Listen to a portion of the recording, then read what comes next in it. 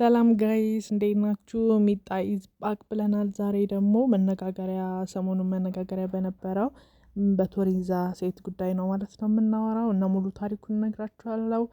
ሼር፣ ላይክ፣ ሰብስክራይብ ማድረጋችሁን እንዳትረሱ። ቻናሌን ተቀላቀሉ ላለሁኝ። ወደ ጉዳያችን እንግባ።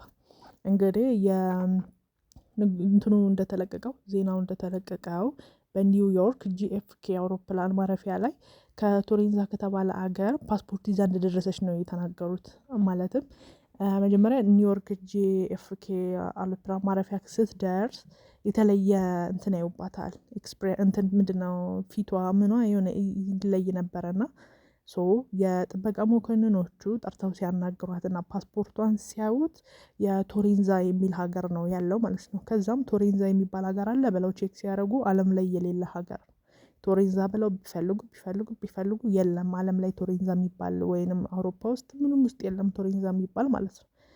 አንደን ከዛ በኋላ ፓስፖርቷን ተቀበለው ሲያጣሩት ፓስፖርቷ ላይ ምን አገኙ? ሆሎግራሞች፣ ማህተቦች፣ የተለያዩ ዲጂታል ቺፖች ሞር እንደውም መነጋገሪያ የሆነው ዲጂታል ቺፖቹ ሲገኙ በጣም በብዛት ቲክቶክ ላይ ዩቲዩብ ላይ በጣም ብዙ ቦታ ቫይራል መሆን ጀመረ ይሄ ጉዳይ ማለት ነው።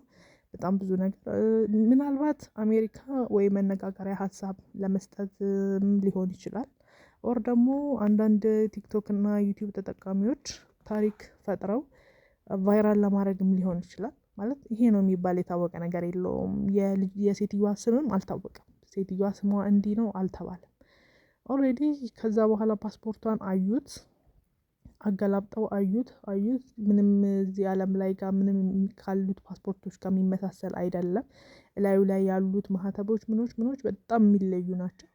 ከዛ ይሄን ነገር እናጣራ በሚል ወደ አንድ ክፍል ያስገባታል ማለት ነው። አንድ ክፍል ያስገባትና ተረጋግታ እንድታወራ እንትን ሲሏት ከእንግሊዘኛ ውጪ የሆነ ቋንቋም ታወራ ነበረ ብለዋል።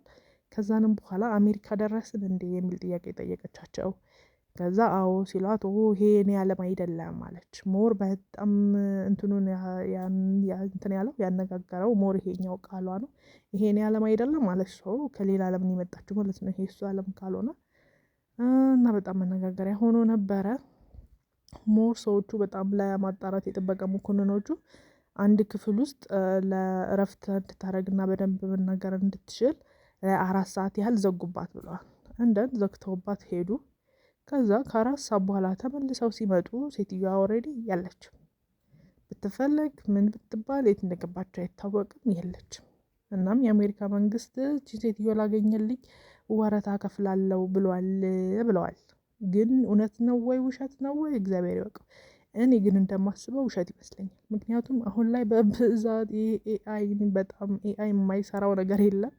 በጣም ከባድ ነው ዘንድሮ ማለት ነው። እና አይ ቲንክ እነሱ የመስራታቸው ጥግ ይመስለኛል እንደዚህ አድርገው ማቅረባቸው ማለት ነው። እና ኤአይ በጣም ከፍተኛ ደረጃ ላይ ስለደረሰ እችን ሴትዮዋ አስመስሎ የማይሰራበት ምንም ምክንያት የለም።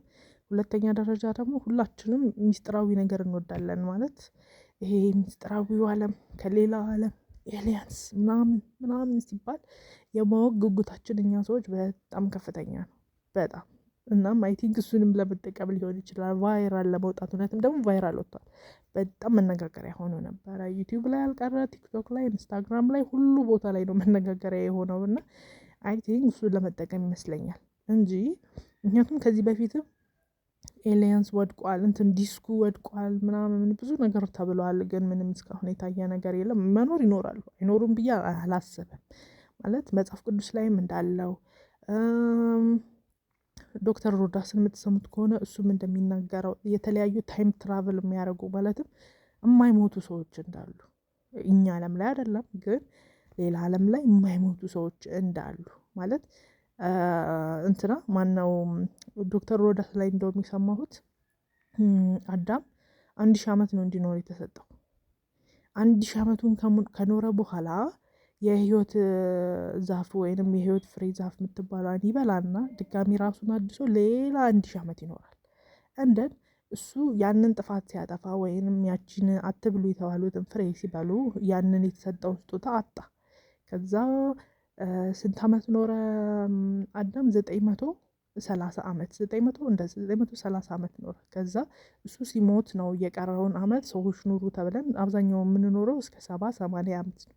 በጣም ሬር ነው 100 እና ከዛ በላይ የሚያልፍ ሰው ማለት ነው። እንደዛ ነው ታሪኩን የሚናገረው። ግን ያንን እርግማን ደግሞ ያላገኛቸው ሌሎች ፍጥረቶች እግዚአብሔር የፈጠራቸው ማለት እሱ በበለው የሰው ልጆች ተረግመናል። ግን ደግሞ የሰው ልጆች ያልሆኑ እንደ ኤሊየንስ የተለያዩ ቦታ የሚኖሩ አሉና ይሄን እርግማን አልደረሳቸውም ተብሎ ይታሰባል። ስለዚህም 1000 ዓመት ኖረው ከዛ መልሰው የህይወት ፍሬ እየበሉ 1000 ዓመት እንደዚህ የሚኖሩ አሉ ተብሎ ይገመታል። ይሄ ዶክተር ሮዳስ ሲያወራ እንደሰማሁት ነው። ኢቭን ፊልም ላይ የምናያቸው ይሄ ከወገብ በታች ፈረስ ከወገብ በታች ምናምን እነሱ ሁሉ እንዳሉ ነው የሚነገረው ማለት ነው።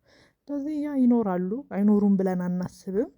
ግን እውነት እቺ ሴትዮ በኒውዮርክ ታይታለች አልታየችም እንግዲህ ማንም እንድናውቅ አንችልም። ግን የዘንድሮ የኤአይ ስሪት በጣም ከፍተኛ ደረጃ ላይ ስለደረሰ አይ ቲንክ እቺ ሴትዮ የኤአይ ውጤት ነው የምትመስለኝ። እንደኔ ሀሳብ ማለት ነው። እንደኔ ሀሳብ የኤአይ ውጤት ነው የምትመስለኝ። ሌላው ደግሞ ለቀልድ ያህል እንትን እንዳትሉኝ ግን ኢትዮጵያዊ አትመስልም። ቁም ነገር አለባበሷ ምናምን ኢትዮጵያዊ ነው የምትመስለው። እንደውም ጉራጌ ነው የምትመስለው። እኔን አታነቃኩኝ፣ እኔ አላልኩም። ብቻ ግን የዛሬው ቪዲዮ ይሄን ይመስል ነበር። ሼር፣ ላይክ፣ ሰብስክራይብ እያደረጋችሁ ደግፉኝ። ወዳችኋለሁ።